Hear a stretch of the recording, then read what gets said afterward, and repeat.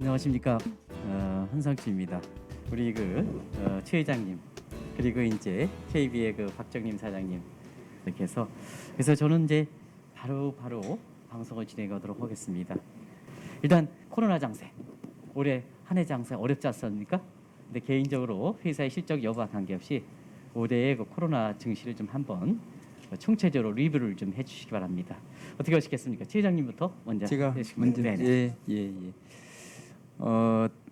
우리 환경 미디어 그룹 대의측 프로그램에 작년 이맘때쯤 해서 제가 나왔더랬습니다. 작년에도 여전히 이제 팬데믹 상황 때문에 비대면했는데요. 그때도 주식시장에 대한 전망을 제가 이제 상고하죠. 그러나 무서울 정도로 변동성이 심할 건데 주식과는 헤어지지 마세요라고 했거든요. 아마 올해 시장은 그렇게 움직이지 않았나는 생각이 듭니다. 보통 이제 그렇다면 이제 경기가 베이스화된 기본이 된 주가의 흐름을 가지고 우리 연구원들과 예측을 한 건데요. 사실은 올해 시장을 보면 이제 한국이 한 3분기 정도 좀 더 빠르게 조정에 들어가는 양상을 보였거든요. 경기가 그에 따라서 주식시장도 조정 양상이 생겼었습니다. 그래서 기본적으로 이제 코로나19 이 소위 팬데믹에 관련된 이 코로나19 상황이 정확히 있는 상태하에서의 풀린 유동성으로 인한 인플레이션 이걸 잘 잡아야 되지 않느냐라고 해서 슬로플레이션이라고 하는 단어도 좀 있었고요. FOMC 이제 미국의 중앙은행으로부터 시작된 또 여러 이머징 또 선진국들 한국은행 등등 여러 가지 미친 영향이 인플레, 물가 이런 것들이 여전히 엄습해 있는 상태에서 올해 시장을 아마 마감해야 되지 않을까라는 생각이 들고요. 또 한 가지는 이제 그 긴축과 여러 가지 상황을 볼 때 이제 내년을 전망하는 대의측이지 않습니까? 네네. 그래서 올해 시장을 잠깐 이런 정도로 리뷰를 하는데 업종은 이제 메타버스도 나오고 뭐 디지털 자산도 나오고 뭐 등등 여러 가지 것들이 올해에 이어서 내년에도 아마 이어지지 않을까라는 생각이 듭니다.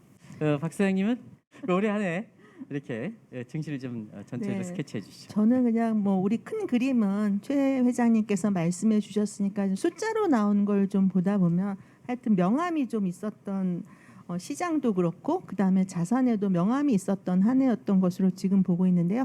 주식시장은 뭐 올해 좋았고 연초 대비로 보면은 일단 미국이 제일 좋았던 것 같고 네. 그다음 유럽 좋았던 것 같고 그다음에 한국이랑 중국이 한 5% 정도 결과적으로는 오른 시장이었던 것 같고 또 ELS 투자 많이 하고 계시는데 엮여 있는 그 홍콩의 H주는 한 25% 정도 떨어지는 안 좋은 시장이었다는 생각을 하고 있고요. 국내 시장이 연초까지 상반기에는 굉장히 뭐 아시겠지만 미국보다도 더 좋은 시장이었죠. 2,900에서 출발해가지고 7월달에 거의 뭐 고점을 찍을 정도로 3,300이 넘었으니까 굉장히 좋은 시장이었는데 8월 들어가면서부터 여러 가지 뭐 4단계 거리두기가 뭐 강화된다라든지 그다음에 뭐 금리 인상에 대한 금리 인상도 있었고 여러 가지 유동성 이슈도 생기고 뭐 외국인 투자자들이 좀 팔고 나가고 이런 상황 때문에 그때부터 좀 저희 주식시장이 좀 힘들어졌었던 것 같고요. 결과적으로 보면 미국이 3,700이었던 게 S&P 500이 한 4,700까지 가면서 가장 좋은 결과를 보였던 시장이다. 그래서 전반적으로 투자자들이 국내 주식에서 이제 차원을 좀 넓혀서 특히 산업이 지금 아까 회장님 말씀하셨듯이 뭐 메타버스라든지 새로운 신사업으로 굉장히 많이 시프트되고 있는 미국으로 우리가 가야 되는 거 아니냐라는 서학개미 운동이 불기도 했던 한 해였던 것 같습니다. 채권 시장은 주식 시장에 비해서 좀 힘들었던 것 같고요. 여러 가지 8월 달에 저희가 선제적으로 좀 금리를 올린 게 있었고 11월 달에 또 올리고 또 미국이 내년 3월에 테이퍼링 종료한다고 하면서 채권 시장은 전 세계가 힘들었지만 특히 저희 나라는 장기 금리보다 단기 금리가 많이 오르면서 단기채를 많이 갖고 있던 분들이 좀 힘든 하반기를 보낸 한 해 아니었나라는 생각을 합니다. 네. 두 분의 말씀이 이제 증시를 중심으로 해서 올해 한 해를 결산했습니다는. 근데 올해 금융시장을 이렇게 결산하면서 빠질 수 없는 게 아까 박 사장님께서 미국 증시를 비롯한 서학개미 그리고 금융 상품에 있어서는 글로벌 테마 ETF라든가 이런 쪽으로 굉장히 쏠린 게 아마 이걸 빼놓지 않고 갈 수는 없거든요. 이걸 좀 최 회장님께서 말씀해 주시죠. 예. 이제 소위 저희가 그 테마형 ETF 운용사를 저희가 봤던 것은 이제 흐름 자체가 우리가 간접 투자 그러면 이제 수익증권, 뮤추얼 펀드 그 다음이 ETF라는 비클이거든요. 예, 이런 ETF는 여러 가지 구조적인 어떤 그런 상품의 이름이라기보다는 구조를 얘기하는 것이거든요. 근데 ETF에 뭘 담느냐라고 해서 ETF의 효율성이 있습니다. 굉장히 간편하고 수수료가 싸고 또 주식처럼 상장을 시켜서 거래가 되기 때문에 근데 전 세계적으로 제일 잘하는 이제 테마형 ETF, 이제 시메틱 영어로 테마형이라고 그러는데 보통 ETF의 출현은 인덱스 지수형의 ETF가 나왔었거든요. 근데 이제 우리나라에 처음 어떤 선배는 어떤 과정에서 테마형 ETF를 우리 이제 뭐 특정 회사가 사실이니까 미래에셋이 처음 내놓고 주도를 했죠. 예를 들어서 이제 BBIG 가장 수익률이 좋은 BBIG를 우리 한 의원님께 질문하셨으니까 우리 고객님들이 아실 겁니다. 아마 가장 좋은 어떤 그런 신뢰할 만한 수익률을 한 게 BBIG ETF가 아닌가라는 생각이 듭니다. 이걸 가지고 볼 때 이 흐름 자체가 아마 올해도 그러니까 내년에도 될 것 같은데 이 BBIG의 그 시가총액이 벌써 아마 반도체가 어떻게 하면 반도체가 기본 쌀이다라고 하는 생각을 할 정도로 근데 반도체 시가총액을 넘었습니다. 예, BBIG가 그리고 자체적인 수익률 그러니까 걷어들이는 이익도 이 BBIG 이 분야의 기업의 이익이 사실은 자동차 업종 전체적인 이익의 증가를 넘었거든요. 네. 그래서 그렇게 본다면 아마 ETF 방금 말씀하신 대로 아마 제가 볼 때는 이 구조가 한 10년 정도는 더 진행되지 않을까. 그래서 굉장히 이 분야의 운용사든 증권사든 고객들한테 굉장히 개별 주식도 주식이고 또 개별 주식을 잘 모르시는 분들한테 묶어서 그 안에서의 조정 역할을 하는 전문가들이 이제 운용과 관리를 하거든요. 이제 그런 것을 적극적으로 이제 권해드리고 싶고 또 아마 제가 볼 때는 올해도 그랬지만 내년에도 나중에 또 말씀드리겠습니다만 시장 전체적인 변화에 따라서 또 구체적으로 또 말씀을 드리겠습니다. 고맙습니다. 그리고 그 KB 관련해서는 이렇게 박정림 사장님께서 특히 그 미국 증시와 관련해서 앞서도 올해 증시를 스케치하면서 이렇게 말씀해 주셨습니다는 아무래도 이쪽을 좀 예측을 잘해서 굉장히 그 글로벌 주식 쪽에 미국 주식에 강하게 이렇게 드라이브해서 했던 것이 올해 성과를 내는데 굉장히 도움되지 않습니까? 그거 좀 잠시 좀 말씀해 주실까요? 네. 네, 우리가 보면은 뭐 국민연금이나 이런 기관 투자자들이 벌써 투자하는 유니버스의 대상을 국내에서 해외로 확대하고 있는 상황에서 그동안 우리나라 투자자들이 국내 주식에 집중했던 이유는 여러 가지 세금에 관한 우대가 해외 주식보다 있었기 때문에 국내 주식에 관해서 여러 가지 집중했던 게 있지만 제가 보기에는 우리나라도 이제 23년에 금융투자 소득세가 도입되고 그다음에 대주주에 대한 양도차익 과세가 확대되면서부터 이제 세금이 아니라 진짜 수익률로 어떤 수익률을 줄 수 있는 자산인가를 보는 거에 좀 더 집중하는 해가 됐고 또 더 될 것으로 보고 있습니다. 그래서 이제 뭐 회장님 말씀하셨듯이 개별 주식 혹은 ETF를 포함해서 국내 주식에서 해외 주식으로 투자의 호라이즌을 넓혀야 될 때가 벌써 왔고 내년에는 올해의 수익들을 보고 나서 그쪽으로 고객들이 더 많이 가시지 않을까라는 생각을 합니다. 네. 두 분의 말씀대로 짧은 시간에 올 한해 그 증시를 이렇게 시청자분도 총체적 그림을 그리셨지 않냐 생각합니다. 이쪽 부분에 그 시간을 하려는 것은 올해가 여러 가지로 그 증시적인 측면 코로나면서 변곡점이기 때문에 올해를 정확히 진단해야 사실 내년도에 예상을 어느 정도 해볼 수가 있거든요. 그럼 이제 바로 내년으로 넘어가겠습니다. 아마 내년에도 시청자분도 아시겠습니다만 가장 큰 변화가 페드를 비롯해서 각국의 중앙은행들의 인플레 문제를 생각해서 통화정책 기조가 변경하는 문제가 아닌가 생각합니다. 두 분의 말씀을 워낙 중요한 문제이기 때문에 한 분 한 분씩 듣도록 하겠습니다. 최 회장님부터 우선 끊어주시죠. 네. 이미 아마 언론을 통해서 여러 또 연구원들 특히 한국경제신문 한경미디어그룹이 이미 여러분들한테 전달을 했습니다. 아마 풀린 유동성 2008년 이후에 풀린 유동성이 경기가 살아나면서 어느 정도 인플레가 되는 것은 좋은데 풀린 유동성이 어떻게 보면 기업들의 시장에 정확히 인젝션 그 투입이 되지 않고 뭐 자산 시장으로 오는 것도 사실은 뭐 흐름이라 할 수 있는데 사실은 기업들한테 정확히 들어가서 기업이 활성화되면서 일자리가 창출이 되고 기업의 이익이 다시금 자산 시장으로 넘어와서 이렇게 선순환이 돼야 되거든요. 아마 그렇게 안 되는 것 같습니다. 그래서 이제는 정확하게 물가와 소위 말해서 여러 가지 어떤 실업률을 가지고 중앙은행들이 활동을 하잖아요. 근데 실업률과 물가를 볼 때 물가가 너무 올라갔고 네.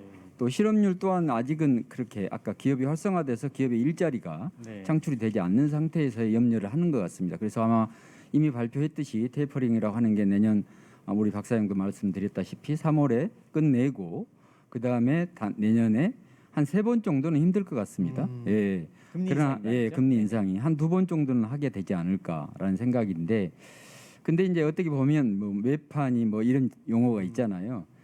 파월 의장이 매파로 활동을 하게 되는 순간 사실 방금 선순환이 되면 좋은데 약간 안 될 수도 있었거든요. 이제 코로나19 상황이 엄중하게 뭐 오미크론이 뭐 있지 않습니까? 그래서 제가 볼 때는 인플레이션과 이제 금리에 관련된 걸 여쭤보시니까 그러는데, 인플레이션은 그래도 슬로플레이션이라고 하는 제 모두 인사 말씀을 드렸는데 그 부분을 가지고 아마 유도를 하지 않을까.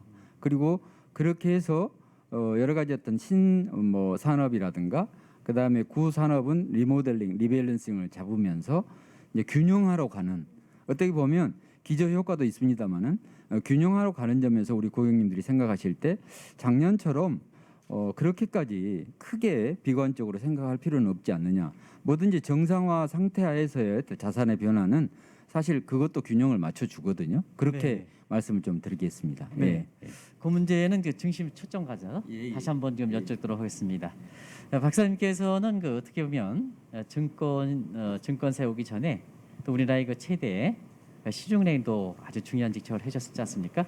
그런 만큼 그 국내 통화 정책도 이미 변하고 있습니다는 미국의 그 페드와 함께 한국의 그렇게 금리 정책과 관련해서 시청자 여러분한테 좀 부연해서 설명해 주시죠. 네, 금리 정책에 관해서는 뭐 제 의견을 말씀드리는 것보다는 저희 KB금융그룹의 하우스뷰를 좀 같이 공유하는 게 의미가 있겠다는 생각을 합니다. 저희는 일단 저희 증권 리서치 센터는 네. 내년에 한국은 기준금리를 2번 인상할 거라는 예측을 일단 하고 있습니다. 그래서 1분기에 한 번 올려서 한 1.25가 되면 옛날에 팬데믹 전이랑 같은 기준금리 수준이 되는 것으로 보고 있고요.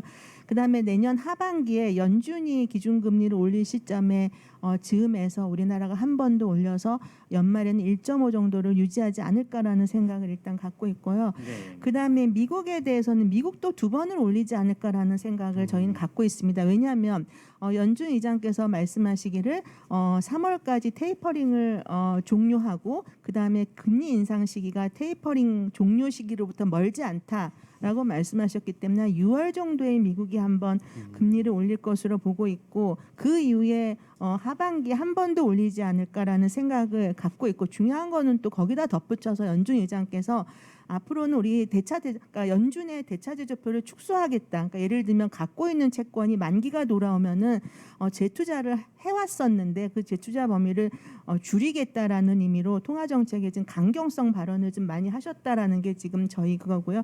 인플레에 대해서는 저희가 이렇게 우려하는 것만큼 내년은 그렇게 심하지는 않지 않을까라는 생각을 갖고 있는 이유 4가지가 저희는 4가지 네네, 보고 있습니다. 말씀해 그럼 왜 주시죠. 그동안 인플레에 대해서 그렇게 우리가 걱정을 하고 인플레가 왜 이렇게 물가가 상승됐냐를 보면 한 3가지 정도로 보는데요. 네네.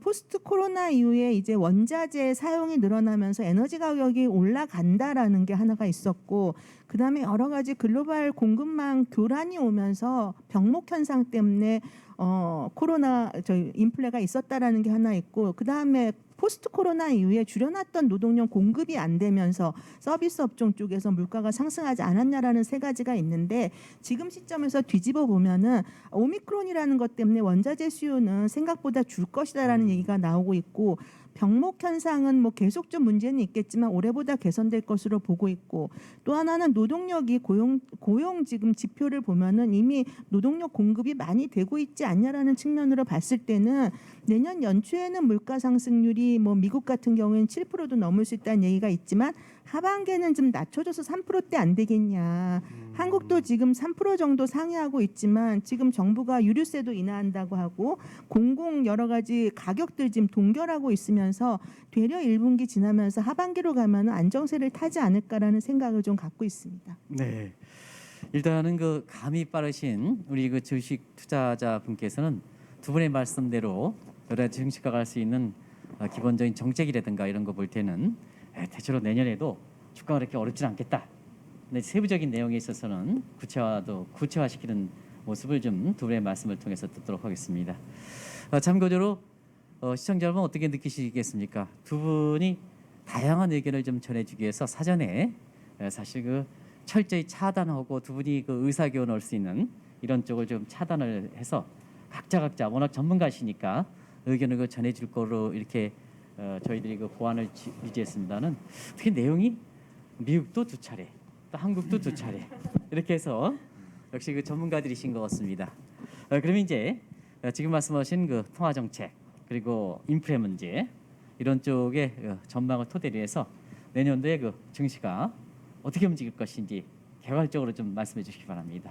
최 회장님 먼저 말씀하실까요? 네네. 그 아까도 말씀드린 대로 이제 돈이 많이 풀리는 이유가 경기를 살리기 위해서 그다음에 이제 여러 가지 어떤 화초도 물이 필요하잖아요. 네네. 그래서 여러 가지 어떤 그런 점에서 금리를 내리면서 또 저금리 그러니까 거의 제로금리까지 낮췄다가 다시금 이제 경기를 보는 거죠.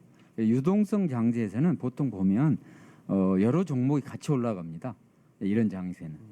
근데 이제 지금 아마 올해 이제 경기 예측을 이미 아마 지금 하셨을 건데 저희들도 오늘 아침에 내년도의 어떤 시장 그 우리 경영 계획을 세우면서 예측을 여전히 내년에도 저금리 뭐 예를 들어서 금리를 올린다 하더라도 저성장, 경기 둔화 이 세 가지 그 다음에 거기에다가 이제 오미크론 이 네 가지가 엄습해 있는 상태에서의 유동성이지만 그 유동성을 잡기 위한 어떤 그런 여러 가지 정책들이 나와 있는 마당이고 하니까 그러면 여러 종목들이 다 움직이는 그런 유동성 장세에서 달리 봐야 되겠다. 네. 그렇다면 어떻게 보니까 실적 장세 아니면 개별 주식의 실적, 네. 기업의 이익 뭐 이런 것들 좀 더 구체적으로 선별해서 봐야 되지 않겠는가라고 생각을 합니다.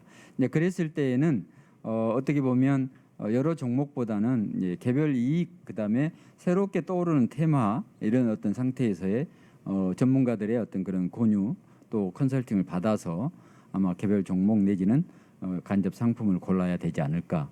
그래서 엄격히 말하자면 지금 아까 정상화라는 표현을 썼는데 네네. 비록 정상화지만 유동성 장세로 모든 종목이 올라가는 그런 장세는 아닐 것이다. 이렇게 생각합니다. 예. 박사님. 네. 저도 뭐 회장님과 같은 생각인데 저희 회사에서는 내년 1분기가 가장 진통의 시간이 아닐까라는 얘기를 많이 하고 내년 1분기 혹은 상반기에 여러 가지 조정을 받을 때 그때가 이번에 다시 주식을 좀 담아야 될 시기가 아니겠느냐라는 생각을 하고 있는데 말씀하셨듯이 왜 1분기가 진통의 정점이 되느냐. 지금 뭐 인플레, 뭐 경기 둔화 우려, 뭐 그다음에 오미크론, 그다음에 부양책 회수하는 등등 모든 유동성 위축을 시킬 수 있는 만한 여러 가지 지금 위험 요인들이 지금 나오고 있는 거고 이게 위험 요인에 가장 이제 민감하게 유동성이 줄어들면 위험 요인이 유동성이 많을 때보다 더 민감하게 가격에 반영되는 시기라고 보고 있기 때문에 특히 유동성 확장됐었을 때 수혜를 받았던 주식에 대해서는 회장님 말씀대로 다시 한번 좀 점검을 해봐야 되지 않냐라는 의미에서 좀 크게 보면 ETF 네. 측면에서는 액티브 ETF라든지 그다음에 IPO를 목적으로 했던 ETF라든지 그다음에 특히 암호화폐 이런 것들은 분명히 유동성이 줄어들면서 충분히 조정을 받을 수 있다라고 생각을 하고요. 저희는 내년에 보면은 조정 이후에 조정을 받지만 이게 하락이 추세는 절대 아니다. 내년에 상반기 1분기 혹은 상반기에 조정을 받은 다음에 그다음에 바닥을 한 2,760 정도를 찍고 여러 가지 이유로 3,600까지 내년 하반기엔 갈 거로 보고 있고요.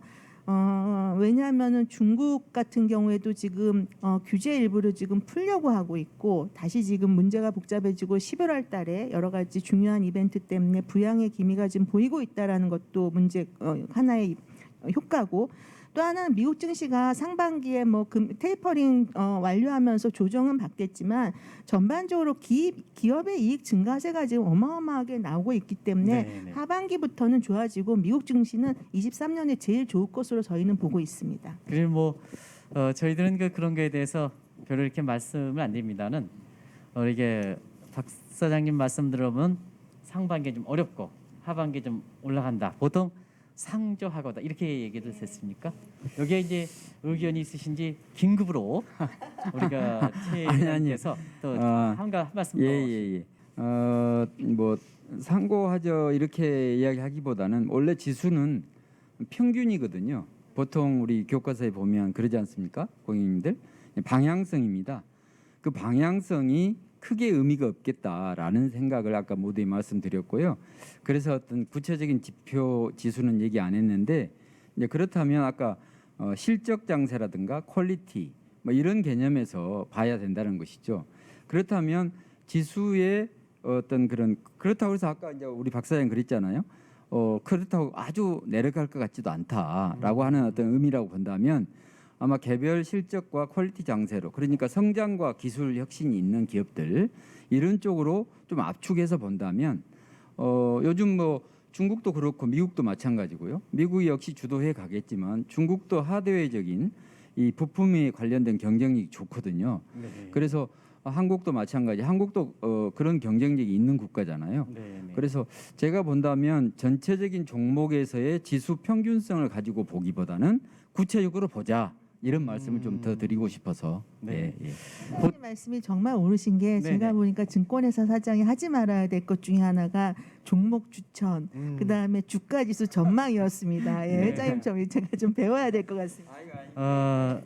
그런 측면에서 박 사장님께서는 구체적인 종목과 코스피 전망은 수치는 하지 않겠다 하더라도 시청자분이 요금은 저는 질문을 묻습니다. 그래서 내년도에는 이렇게 지금 서학개미든 동학개미든 개별 종목을 투자하시는 분이 많지 않습니까? 그래서 구체적으로 뭐 회사 명치야 얘기할 수는 없습니다는 어느 종목이 유망할 것인지 아니면은 이렇게 업종별로 이렇게 이제 한번 개괄적으로 보시면 시청자 여러분한테 판단하시는데 도움되지 않겠냐 해서 내년도에 증시 전체적인 스케치를 해주셨으니까 종목별로 업종별로가 되겠죠. 업종별로 유망업종. 그다음에 특별히 이건 좀 경계해야 되겠다 하는 이런 쪽이 있으시면 말씀해 주시기 바랍니다. 방금 우리 한 의원님께서 질문하신 내용에 대한 답은 어느 정도 이 얘기를 좀 개략적으로는 했습니다만은 이제 경기가 방향성이 둔화된다고 그랬잖아요. 오늘 아마 우리 정부에서도 발표를 하고 또 여러 어떤 연구원들이 발표, 또 세계적인 기관들이.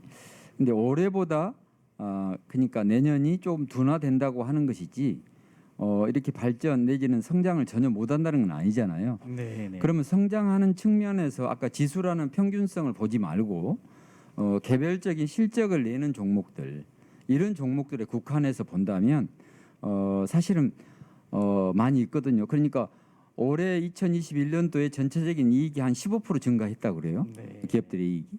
근데 내년에 이제 각 연구소들이 우리 애널리스트도 이제 연구를 해보니까 7에서 한 9%는 그래도 내년에도 나오지 않느냐. 그러면 이제 좀 더 탑다운으로 구체적으로 가면 어느 업종에서 그 이익을 낼 것인가, 또 어느 업종에서 대표적으로 종목이 나올 것인가.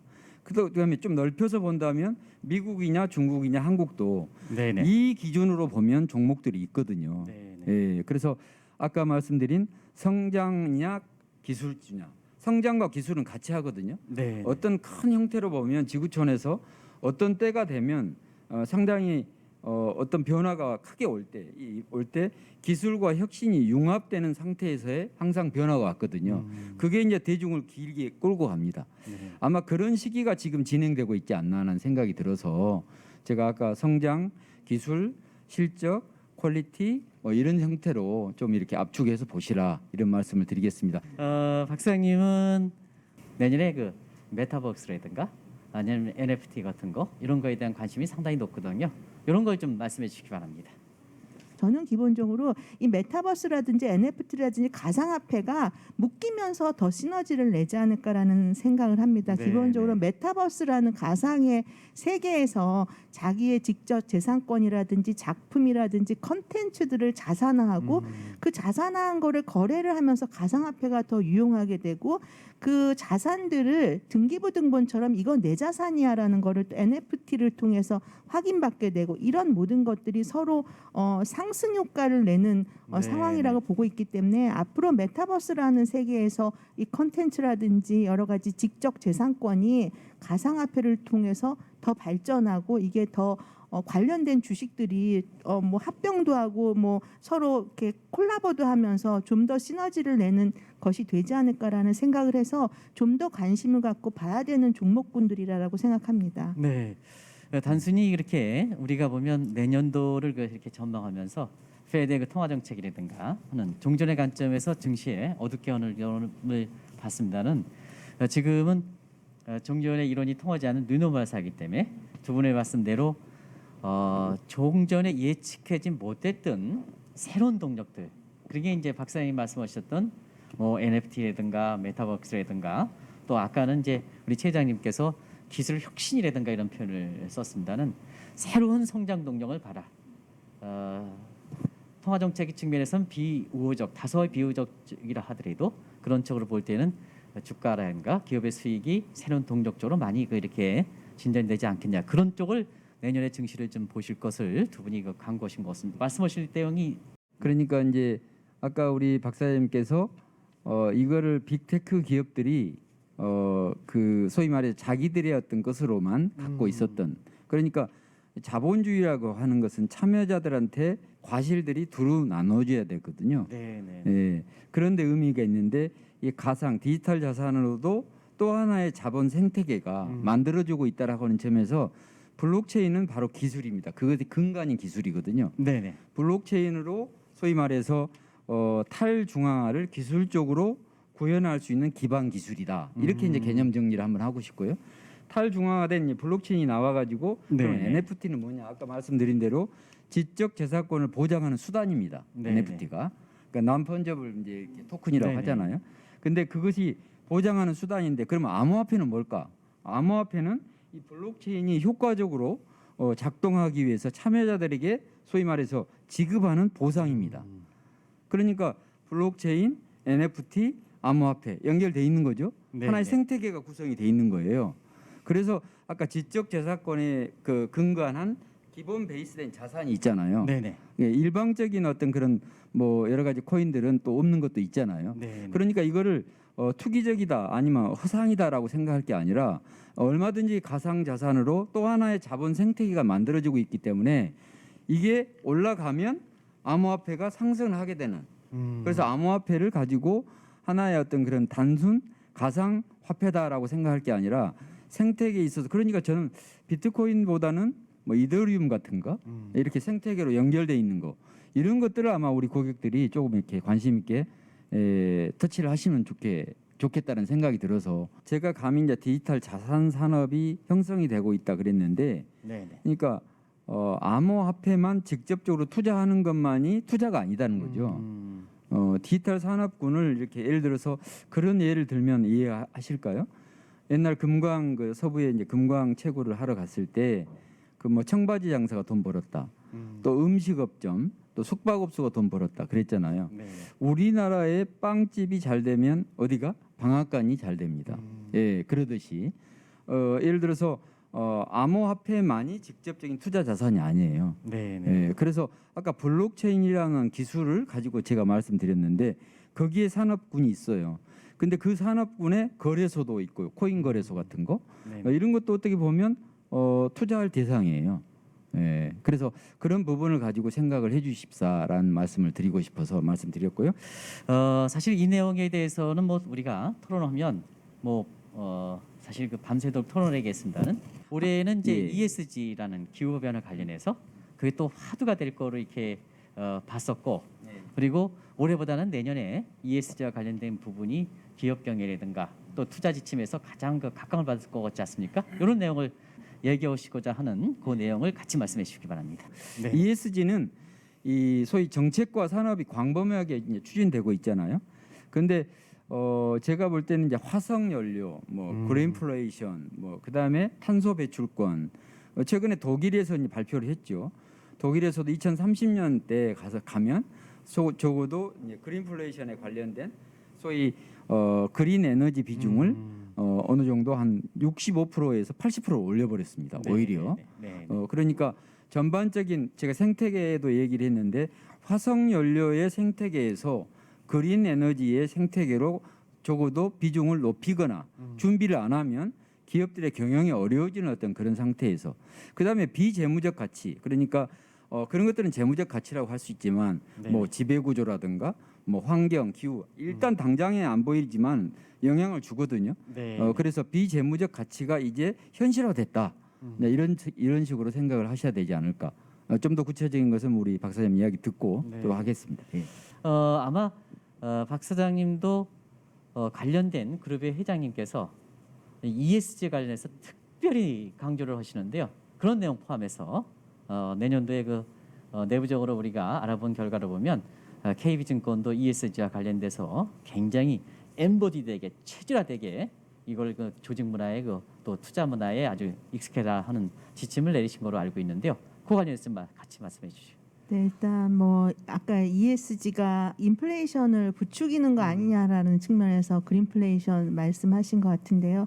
그거는 뭐 단기적인 마찰 비용 ESG가 정착할 때까지는 있을 수밖에 없는 마찰적 비용이라고 생각하고 기본적으로 ESG를 구현하기 위한 사회적 인프라가 다 완료가 되면 그런 비용은 낮아지지 않을까라는 생각을 일단 합니다. 네. 재미있는 사례가 하나 있더라고요. 옛날에 말씀해 주시죠. 산업혁명 2차 산업혁명 시대 때 록펠러 그룹에서 이제 석유 관련해서 산업을 막 추구하면서 엄청 록펠러의 그 석유 산업이 발전하고 그 다음에 석탄 산업이 그때 굉장히 힘들어진 상황이 되니까 석탄에 대한 투자가 석탄 산업에 대한 투자가 급감하게 되다 보니까 대려 가격이 오르고 그 다음에 그렇게 됐는데 그러면서 생긴 거는 석유 산업으로 급속하게 전환이 됐다라는 거거든요. 그러니까 ESG도 우리가 그런 차원에서 설명을 해보면 탄소를 많이 배출하는 기업에 대해서는 지금 투자를 할 수 없도록 되다 보니까 투자가 지금 안 되고 그러다 보면은 자연스럽게 그린 에너지 쪽으로 이미 전환할 수밖에 없다라는 어찌 보면 좀 역설적이지만 산업은 그렇게밖에 갈 수 없다라는 생각을 하고 있고요. 또 재미있는 거 하나는 지금 우리가 석탄 발전소 안 돼. 그 다음에 내연 자동차에서 전기차로 가야 되라고 하고 있지만 미국에서는 이미 민주당 쪽에서는 새로 만드는 빌딩에 있어서는 네네. 가스 관련한 여러 가지 그러니까 뭐 가스 스토브라든지 가스 관련한 밥을 해 먹는 레인지라든지 이런 거 앞으로 새로 만드는 건물에서는 그런 거 쓰지 못하고 전기 스토브라든지 인덕션으로 무조건 의무적으로 바꿔야만 돼 하는 법률이 몇 개 주에서 지금 제한이 되려고 있거든요. 그러니까 네네. 그만큼 이제 우리가 보고 있는 전기차를 넘어서서 그다음에 우리가 이 난방이라든지 아니면 우리가 쓰고 있는 조리기구에서조차도 가스를 쓰지 말아야 된다라는 게 이미 미국에서는 발동되고 있다라는 게 굉장히 시사하는 바가 크다라는 생각을 합니다. 네, 잘 알겠습니다. 증시적인 문제로 다시 돌아와서 아무래도 이제 투자하는 리스크에 대한 대처 아니겠습니까? 그런 측면에서 내년도에 이렇게 시청자분 또 주식 투자분들이 염두에 둘 수 있는 이런 염두에 둬야 될 그런 리스크 같은 경우를 한번 이렇게 이번에는 그 박 사장부터 좀 한번 말씀해 주실까요? 네, 제가 분야별로 리스크 요인을 좀 뽑아보면요. 네네. 경제 전반적인 전망에 관해서는 코로나 바이러스가 여전히 가장 큰 리스크일 것으로 보고 있습니다. 네네네. 잡았다 싶으면 또 변이가 나오고 하다 보니까 코로나 바이러스가 가장 큰 리스크일 것 같다. 왜냐하면 이 모든 것이 경기 심리에 부정적인 영향을 미치는 게 코로나라고 보고 있기 때문에 가장 큰 요인으로 보고 있고 금융시장에서의 가장 큰 리스크가 뭘까로 보면은 지금 전체 그 중앙은행들이 긴축 재정을 지금 필려고 하고 있는데 그 속도인 것 같습니다. 네네. 예상하고 있는 속도보다 너무 빨리 갔을 때 이게 금융시장에 미치는 영향이 있을 것으로 보고 있기 때문에 그냥 바람은 통화 당국이 시장과 좀 밀접하게 커뮤니케이션하면서 정책들을 수립했으면 좋겠다라는 생각을 하고 있고요. 국내 우리나라의 가장 큰 리스크는 아무리 봐도 가계부채 문제 아닌가라는 생각을 합니다. 가계부채에 따른 또 부동산 시장에 대한 지금 모니터링이 좀 필요할 것으로 보고 있고요. 지금 저희 나라 가계부채가 GDP 대비 이미 105%를 지금 넘어섰고 민간 DSR이 지금 금융위기 당시보다 높아졌거든요. 그러니까 네네. DSR이라 그러면 소득 대비 원리금 상환 할 수 있는 비율을 지금 말하고 있는 것인데 이제 금리까지 올라가게 되면 DSR은 지금 더 높아지는 상황이 되기 때문에 이 DSR로 인해서 또 경제에 미치는 영향, 소비 여력이 줄어들면서 경제에 미치는 영향, 그리고 부동산 시장이 지금 이 DSR이 또 받는 영향으로 어떻게 지금 될까가 지금 걱정인데 이제 그동안 우리가 부동산이 오르는 게 가장 큰 문제였지만 어찌 보면 이게 갑자기 급속하게 떨어지는 거 역시도 우리나라 여러 가지 경제 금융에 큰 영향을 줄 수 있기 때문에 이거 역시 잘 모니터링 해야 된다는 생각을 갖고 있고요. 산업 관련해서는 아까 뭐 얘기했듯이 ESG가 가장 큰 기회이자 리스크가 네네. 아닌가 싶습니다. ESG로 이제 덕을 볼 수 있는 산업들이 생기고 또 ESG 탄소를 그동안 많이 배출했던 뭐 철강이라든지 화학 이런 쪽은 어떻게 또 구조조정을 변신을 하느냐가 위험이자 기회 아닐까라는 생각을 합니다. 네. 지금 박사님께서 자세하게 분야별로 이렇게 말씀해 주셨습니다는 네. 또 이제 아마 우리나라의 그 증권시장부터 자본시장에서는 가장 오래된 이 경험을 갖고 한국의 자본시장을 이끌었던 측면에서 올해 증권 인상이든가요? 그걸 받으셨잖아요. 네. 그런 각도에서 감사합니다. 그런 각도에서 사실 남이 생각지 못했던 이런 리스크들 이런 것이 어느 쪽을 신경 써야 돼. 이게 이제 굉장히 중요하지 않습니까? 예. 이게 이제 결국은 매니지먼트 하느냐에 따라서 성과를 좌우고 네. 기업들이라든가 개인의 재테크 성과를 좌우기 때문에 이런 점을 좀 말씀해 주시기 바랍니다. 예. 이제 뭐 엉뚱한 말씀이 아니고 사실상 이 부분의 관념을 깨뜨려야 된다는 뜻에서 말씀드립니다. 오해 없으시기 바랍니다. 아까 처음에 우리가 대의칙 이 프로그램을 열어가면서 잠깐 언급을 해드렸습니다. 우리 박사님께서 자세히 말씀드리고, 근데 우리나라 전체 가계 자산의 95%가 국내에 묶여 있습니다. 네. 예. 근데 전체 우리가 통상적으로 그 나라의 어떤 그런 경제 규모 등등 등급을 얘기할 때 GDP의 어떤 수준을 얘기하잖아요. 전체 세계 GDP 2%밖에 안 되는 나라인데 어떻게 가계 자산의 95%가 국내 자산들로 다 이렇게 매칭이 돼 있거든요. 이제 그 부분이 조금은 균형, 제가 좋아하는 단어가 균형인데 네. 어느 정도 좀 내려와야 되지 않을까. 그러니까 어떻게 보면 너무 그 예금 위주로의 생각들 그걸 투자로 약간 균형 잡아줘야 될 것 같고 너무 국내로 있었던 것을 이제 글로벌 해외 쪽으로 잡아줘야 될 것 같고 이런 게 어떻게 보면 가장 리스크한 요인이 근본적으로 기저에 깔려 있는 겁니다. 네. 그래서 그런 부분과 함께 지금 방금 우리 박사님께서 이제 뭐니 해도 오미크론이죠. 코로나 19 상황이. 근데 만약에 치료제가 나오면 그리고 또 여러 가지 어떤 오미크론에 대한 결과치가 잘 나오면서 이제 그런 어떤 그런 리스크한 상황이면서도 어떻게 보면 게임 체인저가 될 수 있는 어떤 그런 상황이 올 수도 있는데요. 여하튼 거기에다가 방금 얘기를 말씀 안 하신 어떤 그런 내용을 잠깐 말씀드리면 내년에는 정책이 이제 중요해지는 새로운 뭐 우리 같으면 신정부가 들어서는 네. 대선이 있고 또 미국도 중간 선거가 있고요. 중국도 마찬가지 이제 시진핑 정부가 어떻게 보면 내년 3월인가요? 당대회를 열잖아요. 네. 그래서 어떻게 보면 이제 그런 그 정치 스케줄과 정책적인 어떤 그런 변화 가능성 이것 또한 어떻게 보면 뭐 리스크하면 리스크하다고 할까? 뭐 이런 상태에서 그러니까 미중 간의 문제에 있어서 지금 반대로 가잖아요. 중국은 풀고 미국은 조이고 뭐 이런 것도 어떻게 보면 또 바이든 정부가 인프라와 신재생 에너지를 가지고 밀고 나왔는데 여러 가지 어떤 그런 국회 그러니까 입법부의 어떤 그런 통과 문제에 따라서 늦게 가고 뭐 그런 문제도 있지 않습니까? 네. 거기다가 이제 미중 갈등이 만약에 또 한 가지만 더 말씀드리면 리스크한 요인이 미중 간의 어떤 그런 문제 때문에 이 역세권의 어떤 그런 그 방어 그러니까 대만 해협을 가지고 미중 간의 갈등이 어느 정도 지금 뭐 타협이라 할까? 지금 올림픽 때문에 그러잖아요. 네. 만약에 올림픽 이후가 끝나고 나면 미중 간의 그 대만 해협을 가지고 상당히 그런 것도 지정학적인 리스크로 우리가 좀 보고 있어야 되지 않을까 이렇게 생각합니다. 네. 예. 그 박사님 그 이렇게 최 회장님 말씀하실 때 표정이 좀 변하시는 분이 한 부분이 있더라고요. 예금에서 증권으로 자금을 좀 스위치해야 된다. 네. 그러니까 그때 아니, 최 나는 회장님을 예금이 보시는 필요 그 없다는 게 표정이 아니고. 굉장히 예, 아니, 그 부분 좀 말씀해 주시기 바랍니다.